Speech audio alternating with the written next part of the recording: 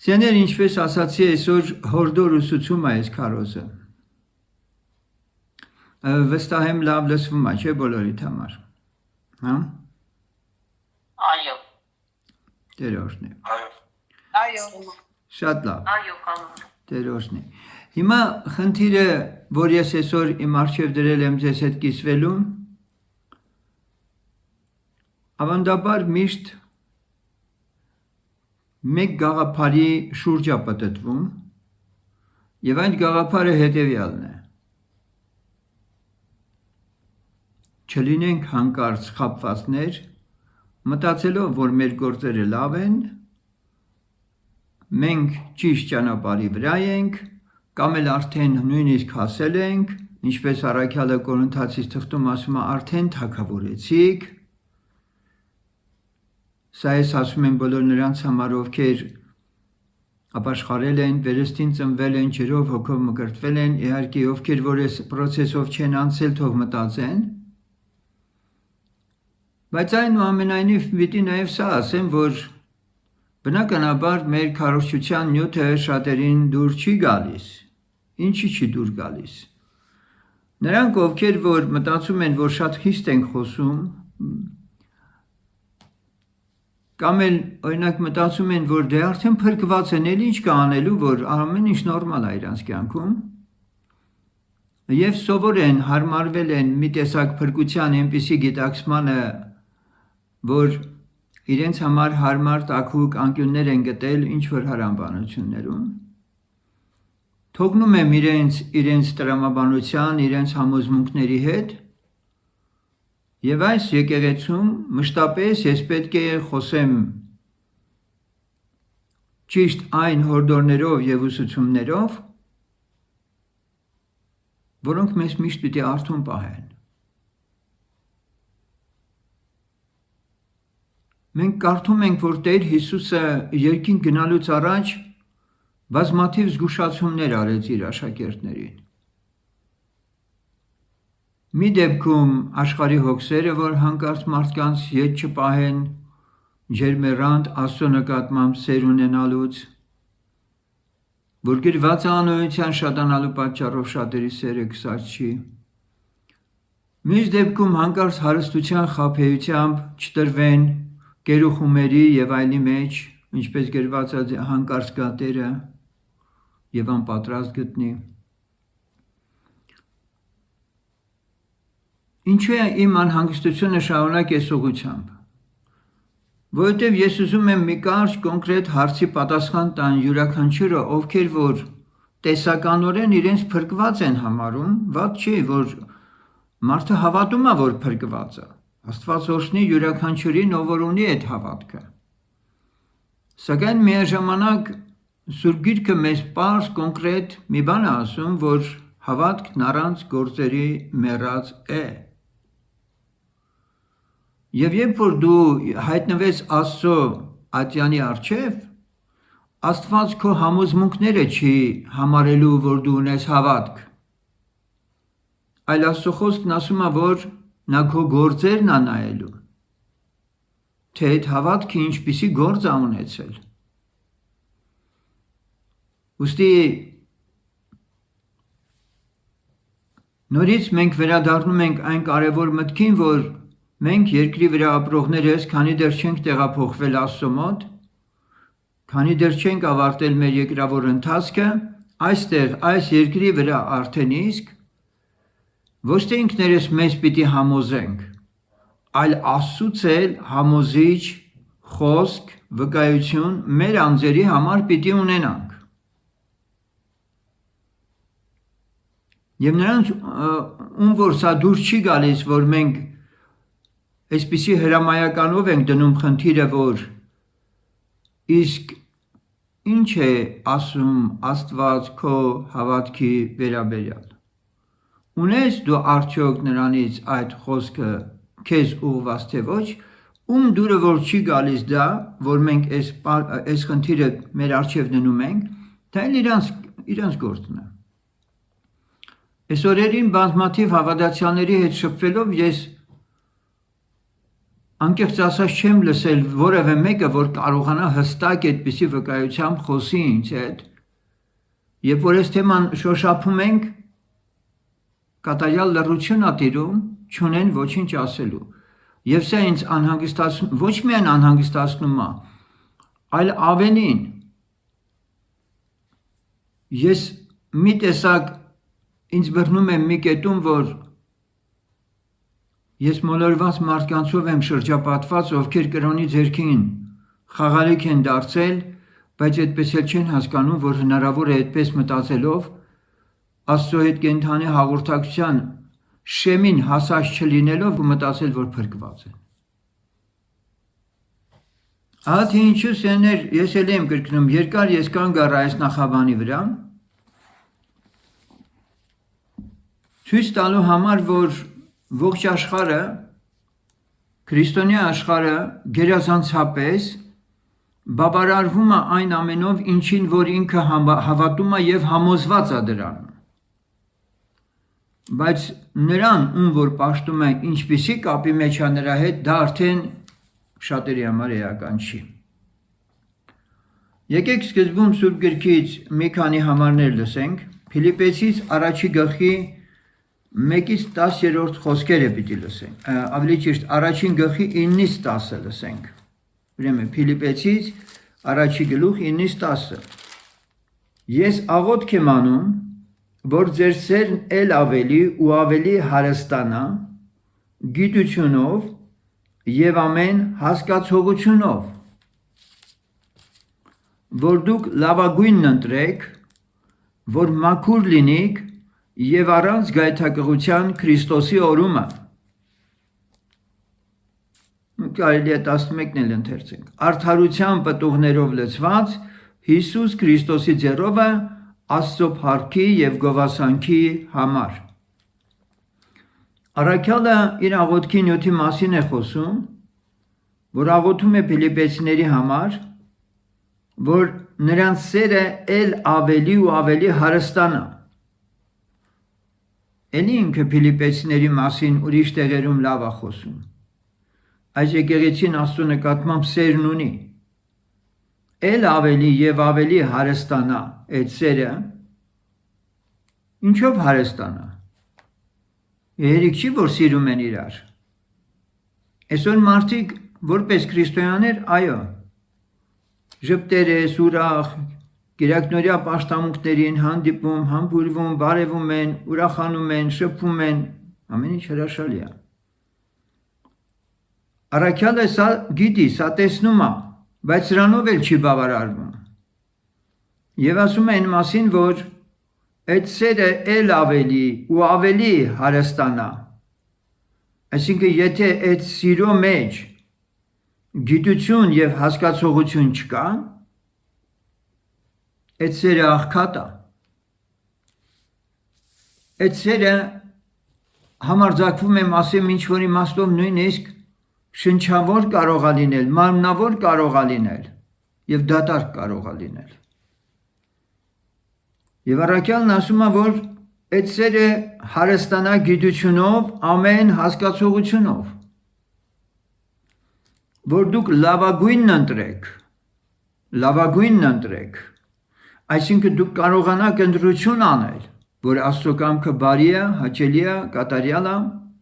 այդ կամքը ընտրեք, որ մաքուր լինիք։ Դեր սիրել իրար, դա քո զգացմունքն է, որ դու արտահայտում ես։ Սա դեռ չի նշանակում, որ դու մաքուր ես։ Անհրաժեշտ է, որպեսզի հարստանաս գիտությունով եւ ամեն հասկացողությունով եւ մաքուր լինես առանց գայթակղության։ Եվ Քրիստոսի օրումը, Քրիստոսի օրը երբ որ գա, այսինքն այն օրը երբ որ դու պիտի հանդիպես Քրիստոսին, Տերը քեզ տեսնի այս վիճակում։ Հաջորդը, որ ես ուզում եմ լսենք Սուրբ գրքից, Եփեսացիս թղթի մեջ է եւ այս համարներն իրենց մեջ միանշանակորեն խոսում են մեր մաքուր լինելու պարտավորության մասին։ Ուրեմն Եփեսացիս առաջի գլուխ 4-րդ խոսքում կարդում ենք. Ինչպես որ ընտրեց մեզ նրանով, այսինքն Հիսուս Քրիստոսով Հայրը մեզ ընտրեց, աշխարհի ստեղծվելուց առաջ, որ մենք սուրբ եւ անարատ լինենք նրա առաջին սիրով։ Խնդրեմ, մաքուր, սուրբ եւ անարատ։ Սեներ, որևէ մեկը համարձակություն ունի ասելու, որ ինքը մաքուր է, ինքը սուրբ է եւ ինքը անարատ է։ Շատ պարզ էստեղ կարդում ենք այդ մասին։ Քրիստոսի օրումը, որպեսզի այդպեսին լինի, եթե մենք չլինենք այդպեսին, բավարարվենք միայն մեր եկեղեցական ընկալման փրկության վարդապետության դրույթներով, բայց մենք կոնկրետ ուշադրություն չդարձնենք այս որակներին, մաքուր, սուրբ եւ անարատ։ Ինչ եք կարծում։ Եթե այդ վիճակը չունենանք, փրկության մասին խոսելը իսկապես տեղին է, իհարկե ոչ։ Բայց մարդկանց այս բառերը չի հետաքրքրում։ Կամ էլ այս բառերը իրանց այդպես զգացողություններով անցկացնելով են որոշակիորեն հասկանում եւ մտածում են, որ ված չի գործել իրենց։ Չգիտեմ։ 5-րդ գլխի 25-ից 27-րդ խոսքում նույնպես կարդում ենք, թե մեր երկրավոր կյանքի ավարտին ինչպիսին պիտի լինենք եւ մենք ինչպես պիտի պատրաստվենք այդ օրվան։ Ես նրանք ասում եմ, որպեսզի բոլորս մի հատ զգաստանանք իրոք, որ հանկարծ կրոնից ուղակի ընկած չլնենք ու մրափած ու մտածենք հայելի դե արդեն փրկված ենք։ Ես այսօր նորից ու նորից դա կրկնում եմ, դա հնարավոր է, դա ծածկված է, ավետարանում դա թեպետ գրված է, բայց ծածկված է ժամանակակից քրիստոնյաներից շատերից, որ կա Աստծո հետ կենթանի հաղորդակցություն։ 25-ից 27-րդ խոսքերում 5-րդ գլխի կարդում ենք. Մարդիկ սիրեցեք ձեր կանանց, ինչպես Քրիստոսն էլ սիրեց եկեղեցուն եւ իր անձը մատնեց նրա համար, որ նրան սրբացնե մաքրելով ջրի ավազանովը խոսքով, որ իր առաջին փառավոր կանգնեցնե եկեղեցին, որ չունենա մի արատ կամ խորշոմություն կամ ուրիշ բաներ, որ սուրբ եւ անարատ լինի։ Այստեղ մենք կարդում ենք, որ Քրիստոսն ինչպես է սիրել եկեղեցուն, ինչպես է սիրում եկեղեցուն, նախ իր անձն է մատնել եւ իր արյունով է գնել այդ ժողովուրդը, որ նրան սրբացնե մաքրելով ջրի ավազանով, այսինքն խոսքով, որպեսզի իր առաջին փառավոր կանգնեցնե եկեղեցին։ Եվ այսպես մենք ինչ որակական հատկանիշներ պիտի ունենանք, մաքուր, սուրբ, անարատ եւ փառավոր, որ պետքա Տերը մեզ կանգնեցնի իր առաջին։ Այսինքն Աստված իր փառքը իր եկեղեցու մեջ ուզում է բերի։ Եվ այդ փառքը ինչ է, ինչ որակներ ունի, որ չունենա մի արատ կամ խորշոմություն կամ ուրիշ բաներ չունենա, ոչ մի արատ, որ սուրբ եւ անարատ լինի։ Դարձյալ մենք լսում ենք սրա մասին։ Ուրեմն սիրելիներ, սրանք բաներ են, որ պահանջված են, ավետարանն է ասում այդ մասին։ Աստծո խոսքի մեջ է գրված սրանք։ Եվ եթե մենք այս որակները մեզանով ենք չափում, եւ ասում ենք, այս ինչ շատ խիստ է ասվում, կամ էլ ասում ենք, հա դե այդ process-ի մեջ ենք, ճիշտ է, այդ process-ի մեջ ենք։ Իսկ երբ ենք այդպեսին դառնալու։ Այս էլ երկրորդ խաբկանքն ու մոլորությունն է, որ մենք այն ինչ որ այսօր պիտի լինենք, ասում ենք վաղը մյուս օրն ենք հուսացած։ Սեներ կարճ է կյանքը երկրի վրա։ Մենք պետք է կարողանանք ամեն օր մեր հոգևոր անձերի, մեր ներսի մարդու հետ միշտ այս որակների շուրջ խորհրդածություններ ունենանք։ Արդյոք մենք բավարարում ենք, արդյոք մենք օր-օրի վրա ավելի ենք աճում, ավելի ենք սրբանում։ Նույն ձևով առաքյալը ասում է Ֆիլիպեցից 2:15-ում, որ լինիք անբիծ եւ անարատ որդիկ Աստծո առանց մեղադրանքի այն կամակոր եւ ծռած ազգի մեջ, որոնց միջումը երևիք ինչպես լույս տվողներ աշխարհի մեջ։ Առաքյալն ասում է անբիծ եւ անարատ որդիկ առանց մեղադրանքի, որ ոչ մեկը մեր վրա բան չունենա։ Այս կամակոր եւ ծռած ազգի մեջ, որոնց միջումը երևիք ինչպես լույս տվող։ Շատ հաճելի է, որ մենք իմանում ենք, որ մեր անկատար ներկայավիճակը շտկման խնդիր ունի եւ պետք է ջանք անենք, որ ավելի սրբանանք, ինչպես գրված է Սուրբը էլ ավելի սրբանա, արդարը էլ ավելի արդարանա։ Առաջի Թեսաղոնիկեցից 5:23-ում էլ կարդում ենք. Եվ ինքը խաղաղության Աստվածը ձեզ սուրբ անե բոլորովին։ Այստեղ մենք կարդում ենք Աստված կարող է մեզի սուրբ անի բոլորովին։ Եվ ձեր բոլոր հոգին եւ շունչը եւ մարմինը անարատ պահվի մինչև մեր Տեր Հիսուս Քրիստոսի գալը։ Խնդրեմ,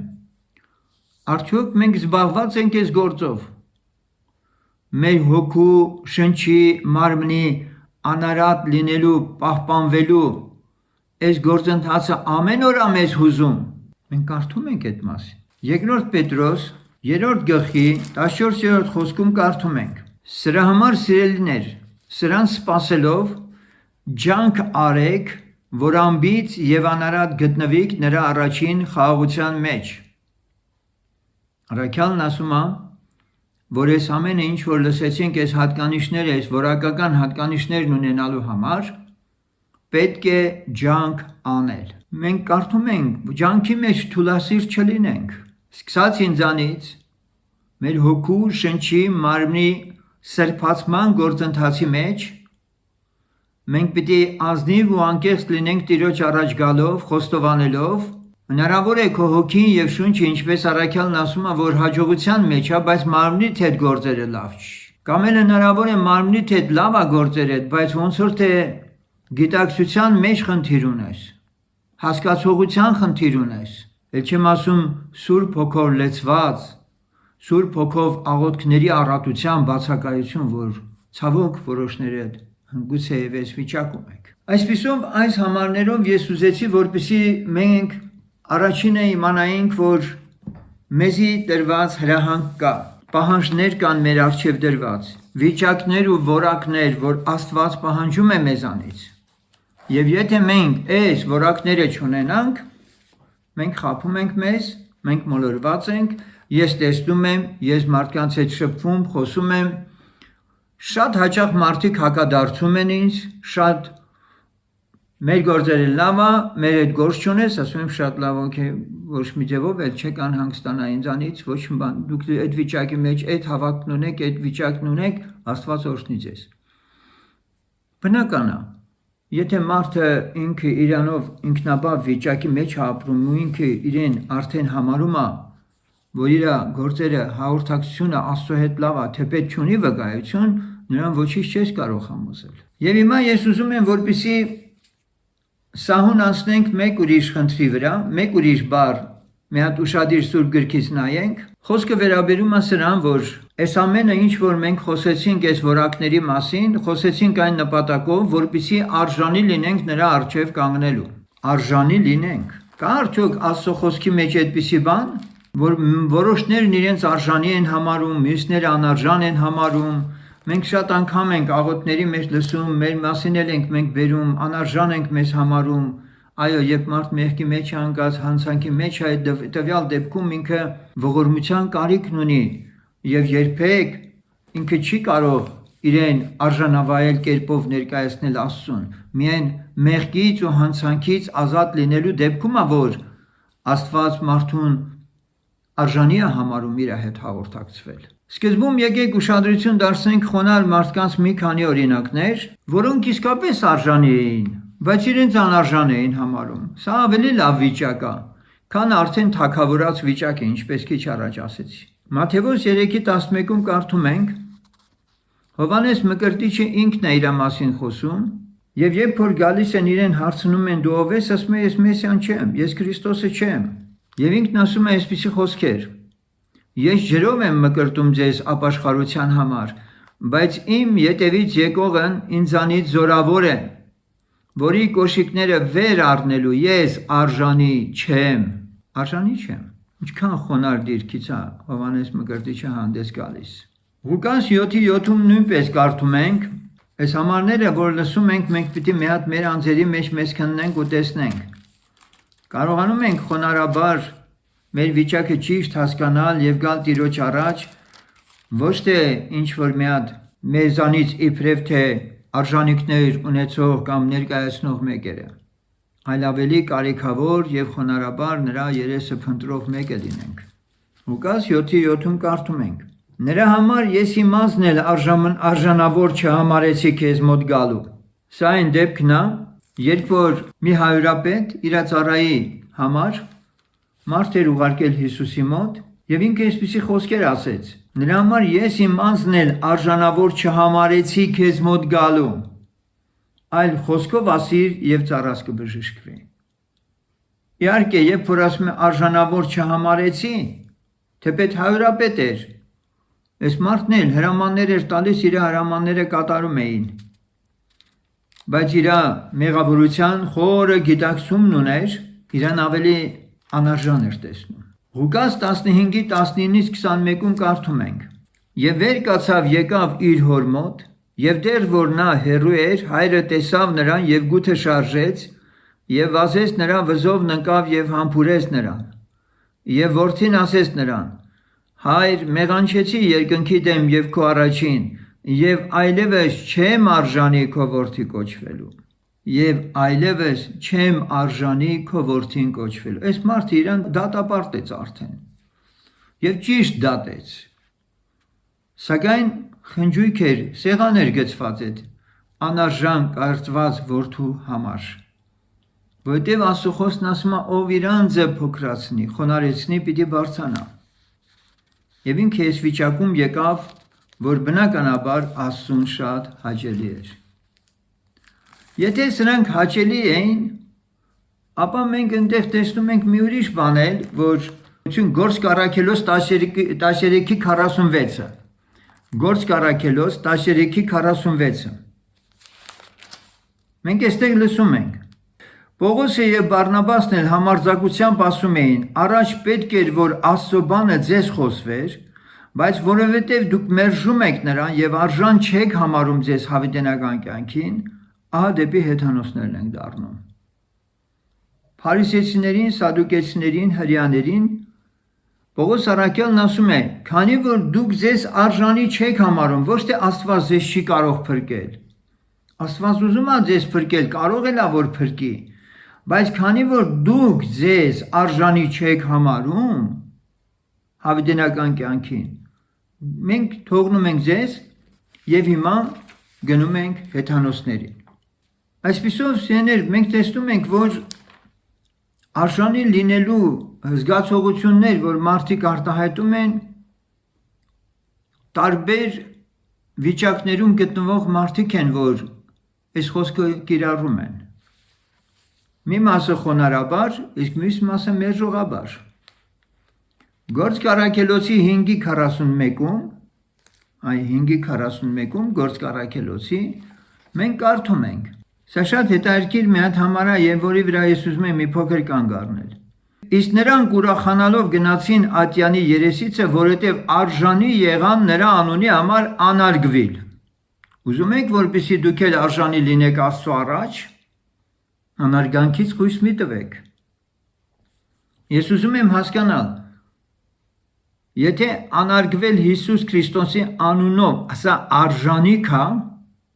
որ Աստված ուզում է շնորհի, գրված է, եթե հալածվեք անտեղի տեղը, Աստծո փառած շնորհած հոգին հանգչում է ձեր վրա։ Եթե ուզում եք Աստծո հոգին ձեր վրա լինի, դուք նաև պիտի անարգարք ու նեղություն կրած լինեք Հիսուսի անունով։ Բայց եթե դուք այս ամենի մեջ չեք գնացել եւ նրա անունի համար արժանի չեք եղել անարգվելու, որը Աստծո առաջին խիստ գնահատելի է։ Բա ինչպես եք Աստծո առջև կանգնելու, չէ՞ որ Աստված սրանք նայում է։ Տերը նայում է, թե իսկապես մեզանից ամեն մեկը ինչպես է փառավորում իրան իր երկրավոր կյանքի մեջ։ Հիմա ես ընթերցում եմ այնպիսի համարներ, որոնք ցույց է տալիս, սա Տիրոջ խոսքերն են, իհարկե, թե ովքեր են արժանի, ովքեր չեն արժանի։ Մատթեոս 10-րդ գլխի մեջ 37-ից 38-րդ խոսքում գրված է. ով որ հորը կամ մորը ինձանից ավելի է սիրում, նա ինձ արժանի չէ։ Պարզագրված։ Արժանի չէ։ Եվ ով որ որդին կամ աղջիկն ինձանից ավելի է սիրում եւ ասում է կյանքս, օրինակ որ շատ են չէ տենց ասում։ Հիսուսն է կյանքը, բայց երեխուն է կյանք ասում։ Նա ինձ արժանի չէ։ Տեսեք, քանի անգամ է այս բառն օգտագործում։ Եվ ով որ չի առնում իր խաչը եւ իմ ետևից գալիս, նա ինձ արժանի չէ։ Լավ, հիմա քո մայրը քո Աստվածը, քո հայրը քո Աստվածը համարվում, նրանք են քո կյանքը եւ այլն, քո երեխեն է, քո կինն է, քո աղջիկն է, ինչ որ մեկն է, դու տարված ես ուղղակի, բայց ո՞նց ես ուզում համ այդպես տեղավորես քո սրտի մեջ առավելագույն ինչ որ մի հատ արժանինքներ համարես, ասենք քո ունեցածը, քանեն որ երկնքից է արժեքավոր համարվում։ Հիմա եթե այս համարները չի կատարվում մեկի կյանքում, օրինակ խաչն էլ չի առել, իր ետևից չի գնացել, արժանի չի։ Արժանի չի։ Սրանք խնդիրներ են, որոնք մենք պետք է հենց այնպես չանցնենք ուղղակի։ Երբ որ Տերը 10-րդ գլխի մեջ էլի խոսքեր է ասում, ես հիմա ուզում եմ նաև սահուն կերպով մի հատ հպանցիկ անդրադառնալ նաև առաքյալների ծառայության ոլորտին, որտեղ 10-րդ գլխի 10-րդ խոսքից գրված է. ճանապարհի համար պարկ, հանդերձներ, երկու հատ կոշիկներ, գավազան եւ այլն մի վերցեք, որտեղ մշակը իր կերակուրին արժանի է։ Մշակն է։ Եթե դու մշակ ես, դու ոչինչ չունես, դու ընդամենը ճանապարհ ես ընկել ավետարան քարոզելու, որտեղ մութը տալիս է մնում ես այնտեղ, Տերը դրա մասին է ասում։ Եվ երբ որ տուն կմտնեք, բարև տվեք նրան, եւ եթե այն տունը արժանի է, ձեր բարևը նրա վրա գա, բայց եթե արժանի չէ, ձեր բարևը ետ դառնա դեպի ձեզ։ Որ դեպքում կարող ենք իմանալ արժանի են թե չէ։ Շատ պարզ։ Եթե Քրիստոսի ավետարանի բարի լուրը այդ մարդիկ ծարավով լսում են, պատրաստ են ընդունելու, օրհնյալ է։ Բայց եթե ձեր երեսին դուր են փակում, չեն ուզում լսել, Աստված իրանց հետ, այդ մասին էլ է գրված ինչպես վարվենք։ Բայց եթե ընդունում են, սիրով կարող եք այդ ընտանիքում էլ մնալ եւ առավոտը շարժվել առաջ։ Սա էր առաքյալներին տրված պատգամը։ Նրանք արժանի են։ 12-րդ գլխի 57-րդ խոսքում կարդում ենք. Ղուկաս ավետարանի 12-րդ գլուխ, Ղուկաս ավետարանի 12:57 Եվ ինչու իսկ ձեզանից էլ չեք ընտրում արժանին։ Այստեղ հրահանգ կա, որ յուրաքանչյուր մարդ կարողանա հստակ հասկանալ, որն է արժանին Տիրոջ համար եւ դրա մեջ գնա ինքը։ Այլ կերպ ասած, ինչն է հաճելի Աստծուն, արժանի Աստծուն աստվածավայել, ընթացքը որն է, որ Աստված իրան ուզում է դրա մեջ գնա,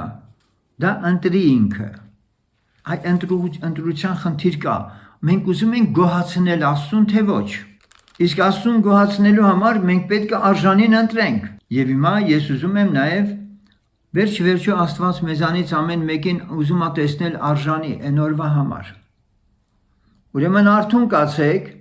եւ ամեն ժամանակ աղոթք արեք, որ արժանի լինիք ազատվել այն բոլոր բաներից, որ պիտի լինին, եւ կանգնել մարդի որդու առաջին։ Այստեղ Տերը ասում է, որ նախ խոսում է ինքը իր գալստյան մասին եւ այլն, թե ինչեր է սպասվում, եւ այդ ամենից առաջ ինքը ասում է, որ մենք արթուն կենանք, ամեն ժամանակ աղոթք կանենք, ինչի համար աղոթք կանենք ամեն ժամանակ, որ արժանի լինենք ազատվել այն բոլոր բաներից։ Սա նշանակում է, որ եթե որևէ հավատացյալ այդ արհավիրքները, որ պիտի գան ու ինքը դրա մեջ պիտի ընկնի, ինքը դրա մեջ է ընկնում միայն մի պատճառով, որովհետև արժանի չի եղել այդ փորձությունից ազատվելու։ Իսկ ինչի՞ չի արժանի եղել ազատվելու այդ փորձությունից, որովհետև աղոթք չի արել։ Ամեն ժամանակ աղոթք չի արել, հետևաբար այդ երկրաշարժ լինի, պատերազմ լինի, արհավիրքներ լինի, իրեն հասել է։ Բայց այստեղ պարզ հրահանգ կա։ Ուրեմն արթուն կացեք, ամեն ժամանակ աղոթք կարեք, որ արժանի լինիք ազատվել այն բոլոր բաներից, որ պիտի լինին, եւ կանգնել մարդի որդու առաջին։ Միանգամից հպանցիկ ես նաեւ ձեզ ասեմ, թե այս ամեն ժամանակ աղոտ կանելը ինչպես պիտի լինի մեր կյանքում, նույնիսկ դա է գրված, Սուրբ Գիրքը դա է ասում, թե ինչպես պիտի աղոտ կանենք, որ արժանի լինենք այդ ամեն փորձություններից ազատ լինեն, ինչպես Տերն էլ Գեթսեմանում ասեց, աղոտ կարեք, որ փորձության մեջ չընկնեք, բայց դու չանեք ընկնելու եք փորձության մեջ։ Հռոմեացիս 8-րդ գլխի 26-րդ խոսքում գրված է, թե ինչպես մենք այդ արհավիրքից փրկվենք, ազատվենք։ Այսպես էլ հոգին, Սուրբ Հոգին, օգնում է մեր տկարություններին, որովհետև ինչ բանի համար պիտի աղոտ կանենք, ինչպես արժան է, չգիտենք, բայց ինքը Հոգին անբարբար հառաչանքով բարեխոս է լինում, եւ սրտերը քննողը գիտե, թե ինչ է հոգու խորհուրդը, որովհետև Աստծուն վայելած կերպով սուրբերի համար բարեխոսում է։ Ուրեմն սիրելիներ, մենք այստեղ լսում ենք, որ ինչպես պետք է աղոթենք, ինչպես է արժան չգիտենք, բայց Հոգին գիտի։ Սուրբ Հոգուն տեղ տալով մենք կարող ենք արթուն լինել, ինչպես որ Հայտնության գրքի մեջ 3-րդ գլխի 4-րդ խոսքում կարդում ենք, այստեղ շատ պարզ գրված է, թե այդ անձիկ ինչու են ջերմակի մեջ պտտում, բայց մի քանի անձիկ 3-րդ գլխի 4-րդ խոսքը, բայց մի քանի անձիկ ունի Սարդեսի մեջ, էլ որ իրանց հանդերձները չկեղտոտեցրին, եւ նրանք սպիտակներով ման կգան ինձ հետ, որովհետև արժանի են։ Արժանի են։ Ինչի են արժանի? Որովհետև ջանք են արել, որպեսզի իրենց հանդերձները չկեղտոտվեն։ Ջանք են արել եւ իրենց հանդերձները մաքուր են պահել։ Այսպիսով սիրելիներ, մենք Աստծո խոսքից իմացանք որակներ, որոնք պահանջված են հավատացյալի Քրիստոսի աշակերտի համար, որպեսզի անձը արժանի լինի այն օրվան եւ երկնքի արքայության մեջ մտնի։ Հարավել եւս այսպիսի անձանց վերաբերյալ Տերը արդեն այս երկրի վրա գնահատական տալիս է։ Հիշեք միշտ մի բան։ Շատ հաճախ, երբ որ անընդհատ շեշտադրում եմ անում, ուզում եմ շատ ուշադիր լսեք։ Ես Աստծո խոսքից դուրս ոչինչ չեմ ասում։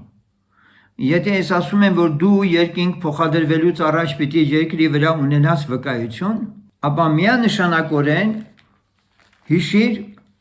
երբ որ խոսք է գնում նրանց մասին, ովքեր որ արդեն երկինք են գնացել, Ենովքի մասին, մյուսների մասին, երկինք տեղափոխվելուց առաջ նրանք վկայություն են ստացել, որ հաճելի են։ Այդպես է գրված։ Նրանք վկայություն են ստացել, որ հաճելի են։ Ուրեմն երկինք վերցնելուց առաջ Տերը նախորոք այդ հոգիներին այդ խոսքերն ասում է, ես հիմա կարդամ։ Եբրայեցիս 11-ի 5-րդ խոսքում գրված է. հավատքով Ենովքը փոխվեցավ, որ մահ չտեսնե, եւ չէր գտնվում, որովհետեւ Աստված փոխեց նրան, որ իրան փոխվելուց են առաջ վկայվեցավ, որ հաճելի էր Աստծուն։ Այսպիսով, քո երկրի վրայից փոխադրվելուց առաջ, եթե դու չունեցար Աստծուց այդ վկայությունը, գրված է պարզ, փոխվելուց առաջ վկայվեցավ, որ հաճելի էր Աստծուն։ Նույն խոսքերը Պողոս առաքյալն ասում է իր մասին, որ դեռ չփոխված երկինք չգնացած Տերը իր հետ խոսել է։ Նույնիսկ այնպես է խոսել, կարծես Պողոսից է սպասում մի տեսակ, համաձայն է Պողոսը հենց հիմա վերցնի իրան, թե չէ, եւ ինքն ասում է, չգիտեմ, մնամ թե գնամ։ Այ քեզ բան։ Տեսեք ինչպիսի վիճակ ունի մարդը երկրի վրա։ Օ, դու կարող ես ասել, սա Պողոսն էր։ Սեներ, նրանք, ովքեր որ Սուրբ գրքի պերսոնաժները, որոնց մասին ես խոսում եմ հիմա, որոնց մասին շատ ագրված, իրենց օրինակ չեն ուզում համարեն, այդպիսի մարդկանց հետ նույնիսկ հոգևոր հաղորդակցություն մի փորձեք ունենալ։ Օրինակ իմ ներքին նախանձավորությունը ինձ թույլ չի տալիս, եթե մեկը ասում է այդ մասին, թույլ չի տալիս, որ իր հետ հաղորդակցում, եթե ասում է, գիտես, դա առաջի դարում էր, դա անցած էր, դա այն եղբայրներ, դա Պողոսներ, բա մենք այդպես չենք եւ այլ։ Տեներ, դադարեք, այդ մարդիկ ընդամենը հոգևոր կյանքի մասին լսել են, բայց բացարձակապես գաղափար չունեն իրենք, իսկապես ինչ է Աստծո պահանջը մեզանից։ Այսպիսով ես ուզում եմ վերջում նաև 2-րդ Թեսաղոնիկեցիս Առաջի գլխի մի քանի համարների վրա ուշադրություն է ձեր հրավիրեմ։ Պարտենք ամեն ժամանակ Աստվածանից գոհանալ ձեզ համար, եղբայր, ինչպես արժան է, որ ձեր հավատքը խիստ մեծանում է, եւ ձեր ամեն մեկի սերն ավելանում է իրար վրա, այնպես որ մենք ինքներս ձեզանով պարծենում ենք Աստծո եկեղեցներումը, ձեր համբերության եւ հավատքի համար, ձեր բոլոր հալածմունքներումը եւ նեղություններումը, որոնց դուք համբերում եք, որ դա Աստծո արդար դատաստանի նշան է, որ դուք արժանի լինեք Աստծո արքայությանը, որի համար էլ նեղություն եք քաշում։ Օ, սիրներ, մենք այս համարը նորից ձեր համար կխորհեք, էլի։ Տեսեք ինչքան հեշտ են այսօր մարդիկ երկինք մտնում, էլի արդեն։ Բայց ինչի՞ է գրած։ Առաքյալն ասում է, որ Աստծուց գոհանումը ինչպես որ արժան է, գոհանալ Աստծուց միշտ էլ արժանի է, որ գոհանանք մենք Աստծուց, որ ձեր հավատքը խիստ մեծանում է եւ ձեր ամեն մեկի սերն ավելանում է իրար վրա։ Ես այստեղ առիթից օգտվեմ մի բան էլ ասեմ, որ դուք ընկալ եք։ Սա եկեղեցի է, սա ընտանիք է։ Առաջի դարում եղբայրները հավաքվում էին Երուսաղեմում, հարցեր էին քննարկում, ուրախանում էին միասին, տխրում էին միասին։ Գրված է, չէ՞, միշտ միասին էին լինում, հաց էին կտրում, կերակուրնին ուտում էին սրտի միամտությամբ։ Այսինքն սա մի հատ միավոր էր երկրի վրա ջոկված, զատված, եւ այդ եկեղեցին միս ու արյուն ուներ։ Չակերտավոր ասեն, որ հասկանաք։ Մի հատ ընդհանուր զանգված էր, որի գլուխը Քրիստոսն էր։ Այ մենք մեզ պիտի այդպես մոռանանք, այս եկեղեցու մեջ, որ մենք մերը չենք այլևս։ Այնպես որ մենք ինքներս ձեզանով պարծենում ենք Աստծո եկեղեցներումը ձեր համբերության եւ հավատքի համար։ Համբերություն ունի, հավատք ունի բոլոր հալածանքներում, ինչքան մարդեր նահատակում Թեսաղոնիկեում, նամակ էին գրել, եղբայր մեռնում են, ամեն օր նահատակում են, ինչ պիտի լինի հարության մասին խոսիր մի հատ։ Պողոսն ասում է, նոյջեցյալների մասին մի մտածեք, նրանք կորած չեն, նրանք հարություն են առնելու, եւ ինքը գրում է դրանց մասին։ Հաջորդ անգամ իմիջիալոց պիտի խոսեմ դրա մասին։ Շատերը թղթերի մեջ տարիների կտրվածքով վարդապետության, քրիստոնեական վարդապետության ձևավորման պատմությանը տեղյակ չեն։ Որ միանգամից չէ, որ Պենտեկոստեի օրը, երբ որ Սուրբ Օքին իջավ, բոլոր վարդապետությունը պատրաստի մատուցվեց։ Ոչ, ժամանակի ընթացքում է ամբողջացել եւ հայտնության գրքում, երբ որ Հովհաննեսին Տերը հրահանգում է, որ այլևս չկա այլ գրելու բան, վերջ։ Ոչ մեկը ոչ ավելացնի, ոչ պակասեցնի, մինչև դրան հասնելը այնքան հարցեր է վարդապետական բաց եղել, որոնք լրացել են տարիների ընթացքում։ Շուրջ 70 տարվա ընթացքում գրեթե։ Պատկերացնում եք։ Եվ ահա մենք այստեղ լսում ենք։ Առաքյալն ասում է այդ մասին, որ հալածանքներ կան, նեղություններ կան, համբերում են իրենք։ Եվ դրանք ապացույցն է այն բանի, որ այս անձիկ արժանի են Աստծո արքայությանը։ Սրա բացակայությունը, ինչ է կարծում։ Եթե մեկը չունի համբերություն, չեն հալածել իրան, նեղություն չի քաշել Քրիստոսի համար, այսպիսի անձնավորությունը արժանի կլինի արքայության։ Համարն ասում է, որ խնդիր ունեն, եթե մեկերը այսպիսին չեն։ 11-րդ խոսքում կարդում ենք. Այս պատճառով էլ ամեն ժամանակ աղոթք ենք անում ձեզ համար, որ մեր Աստվածը ձեզ արժանի անե ձեր կոչումին եւ կատարե բոլոր բարի հաճությունը եւ հավատքի գործը զորությունով։ Առաքյալն ասում է աղոթք եմ անում կամ աղոթք ենք անում ձեզ համար, որ մեր Աստվածը ձեզ արժանի անի ձեր կոչումին եւ կատարե բոլոր բարի հաճությունը եւ հավատքի գործը զորությունով, որ մեր Տեր Հիսուս Քրիստոսի անունը փառավորվի ձեզանում եւ դուք նրանում մեր Աստծո եւ Տեր Հիսուս Քրիստոսի շնորհքի պես։ Ինչպես տեսնում եք, սերներ, մենք գործնական պրակտիկ բաների մասին ենք խոսում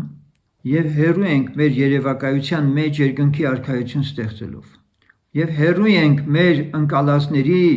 մեր ճաշակով, մեր հասկացածով փրկված լինելու գաղափարից։ Աստված մեզ ուզում է սուրբ տեսնի, Աստված մեզ ուզում է անարատ տեսնի։ Ես էլ ձեզանից մեկն եմ եւ ահա այս ճանապարհի մեջ ենք։ Տերը թող օրհնի ձեզ, որ այնինչ որ այս ուսուցումը որ լսեցիք, Աստծո խոսքին ավելի լուրջ տեղ տաք, պահանջները լավ հասկանաք եւ մատների արանքով չնայեք սրանց։ Հիշեք, որ ի վերջո մենք Աստծո առջև կանգնելու ենք եւ ամեն մեկս իր ատյանի առջև ոմանք դատվելու, ոմանք պարգևներ առնելու համար Աստծո խոսքի համաձայն։ Եվ Աստված հաշվի չի նստելու, թե ես ինչ համոզմունք եմ ունեցել, ինչ ճաշակ եմ ունեցել, հավատքի ինչքան գիտելիք եմ կուտակել, նա մեր կյանքը, մեր գործն է ուզում տեսնել։ Տերը օրհնի բոլորիդ, ուզում եմ որպեսզի սրանով ավարտել, այսօրվա իմ հորդորական խոսքը ուղղված էր մաքուր, սուրբ, անարատ լինելուն եւ վերջապես արժանի լինելու Աստծո առջև կանգնելու։ Եկեք վերջում նորից աղոթք կանենք, խնդրենք այս նյութի համար, որ այո Տեր, ուզում ենք մեր կյանքում, որ սա այդպես լինի, թող քո Սուրբ Հոգին էլ իրականում մեզ արթնացնի ավելի լրջանալու, որ մեր հոգին, շունչը, մարմինը իսկապես անարատ գտնվի Տիրոջ առաջ։